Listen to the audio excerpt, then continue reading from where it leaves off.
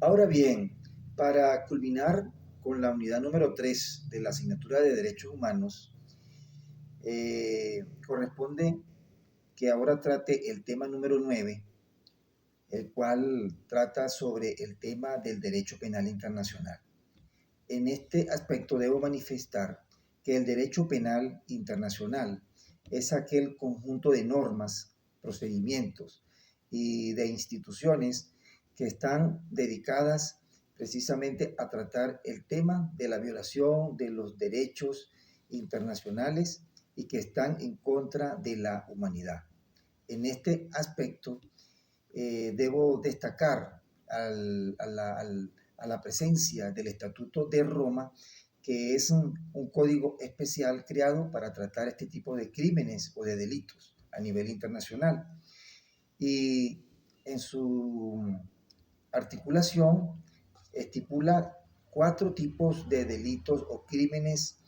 que son los siguientes. El número 1, el crimen de genocidio. El número 2, los crímenes de lesa humanidad. El número 3, que son los crímenes de guerra. Y el número 4, que es el crimen de agresión. Estos crímenes pueden ser tratados a nivel internacional, como también pueden ser tratados y procesados a través de los órganos de las leyes que procesan las leyes penales en cada uno de los estados. Así pues, en este aspecto, el derecho internacional pues se hace muchísimo más importante cuando los estados, debiendo estar obligados a cumplir con, con los enjuiciamientos de este tipo de crímenes en cada uno de los estados, y cuando no quiere o no puede, es precisamente que se hace presente y se hace importante el ejercicio del derecho penal internacional. A través del Estatuto de Roma, que ya he mencionado, se ha conformado un tribunal que se considera que es el más importante a nivel mundial, como lo es la Corte Penal Internacional. Es el tribunal que precisamente ha sido creado para que se encargue de investigar, de procesar y condenar este tipo de delitos. Así pues, quiero también manifestar que la Corte Penal Internacional no es el único tribunal que está dedicado o que debe dedicarse a este tipo de delitos, sino que también ha existido y existen algunos otros tribunales que se han formado de manera exclusiva para tratar este tipo de crímenes internacionales, como es el caso de los tribunales exclusivos que se formaron en la antigua Yugoslavia y también en el país de Ruanda, donde fueron instalados precisamente para tratar y juzgar esos crímenes que fueron realizados en esos países contra la humanidad. Ahora bien, como decía hace un momento, la Corte Penal Internacional debe actuar apegado a los criterios que están formulados en el Estatuto de Roma, y especialmente deben actuar cuando los estados no quieren o no pueden llevar a cabo este tipo de procesos a través de sus tribunales respectivos. Eh, También es muy importante indicar que la Corte Penal Internacional no debe ser confundida con lo que es la Corte Internacional de Justicia, ya que la Corte Internacional de Justicia pues pertenece, es un órgano que pertenece directamente a la Organización de las Naciones Unidas. En el caso de la Corte Penal Internacional está vinculada a las Naciones Unidas, pero no es un órgano que pertenece a esta organización internacional. Además, es importante indicar que la Corte Penal Internacional puede actuar en aquellos estados que sean miembros de los tratados internacionales y que hayan aceptado la la participación y la intervención por parte de la Corte Penal Internacional en caso de que se presenten o que sean presentados casos en los cuales se presuma la violación de derechos y donde se puedan estar presentando aquellos hechos relacionados con crímenes que están en contra de la humanidad. En este particular, pues hay algunos estados que aún no siendo miembros del tratado pueden aceptar de que la Corte Penal Internacional intervenga y juzgue los crímenes que en esos estados puedan estar sucediéndose o llevándose a cabo. Ahora bien, en cuanto a los crímenes que va a tratar ya específicamente la Corte Penal Internacional, como ya he mencionado anteriormente, se encuentra el genocidio. Este tipo de crimen está vinculado pues a aquellos actos relativos a la matanza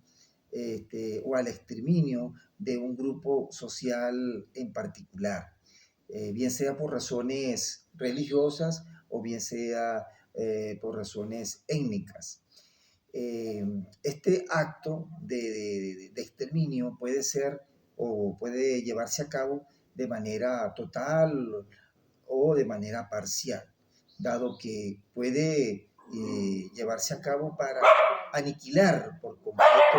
al grupo social o lo puede llevar a cabo de manera parcial. Eso sucede cuando existen algunos traslados de manera forzosa a algunos niños o menores de edad que pueden ser trasladados de un grupo social a otro grupo social. Otra de las prácticas llevadas en el genocidio es impedir que estos grupos sociales tengan nacimientos en él. Es decir, su intención es aniquilar por completo al grupo social. En cuanto a los crímenes de lesa humanidad, debo indicar que este tipo de crimen es a mayor escala, incluye más gente a la cual se le pueda estar violentando sus derechos humanos. En este aspecto, pues, debo indicar que una de las prácticas utilizadas en este tipo de crimen es aquellos relacionados con la desaparición forzada de personas, así como también la persecución, igualmente la tortura, igualmente los tratos crueles, inhumanos o degradantes. Entonces, es importante pues conocer que este tipo de crimen, que se denomina crímenes de lesa humanidad, pues debe tenerse muy en cuenta que son muy practicados en aquellos países o estados que tienen características totalitarias. Igualmente, debo indicar con respecto al crimen de guerra, a los crímenes de guerra, es la violación de aquellos pactos o tratados que están establecidos para todos aquellos países que entran en una situación de guerra, donde lamentablemente cuando sus conflictos no pueden ser resueltos pacíficamente, caen en una situación de guerra, pero a través de estos mecanismos de guerra, pues aparte de que están en la guerra, violentan ciertos pactos y tratados que ya están establecidos para tener en consideración la presencia de los derechos humanos que también tienen aquellos miembros de las Fuerzas Armadas que representan a cada uno de los estados que han entrado en esa situación de guerra. En lo que se refiere al crimen de agresión, el crimen de agresión es aquel que está vinculado al uso de las armas con el objeto de violentar la integridad territorial y de violentar la soberanía de otro estado. Y los cuales después, dichas prácticas están tipificadas a nivel internacional y merecen también que sean juzgados procesados y condenados. Bien, en esto que yo acabo de exponer, en estos crímenes, puede observarse que de acuerdo a las características que presentan, que están presentadas en este tipo de crímenes, puede observarse que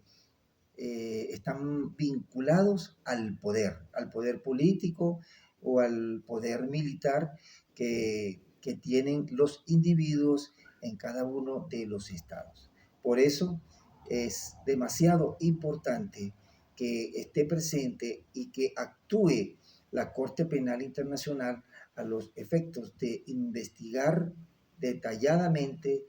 cuáles son las causas y cuáles son las consecuencias que se llevan o que se obtienen mediante esta violación de derechos humanos, y que todo ello atenta contra la integridad de la humanidad. Así pues, con esta exposición del tema número 9, pues culmino ya con todo lo relativo a la unidad número 3 de la asignatura de Derechos Humanos. Les agradezco toda la atención prestada y que tengan ustedes un bendecido día.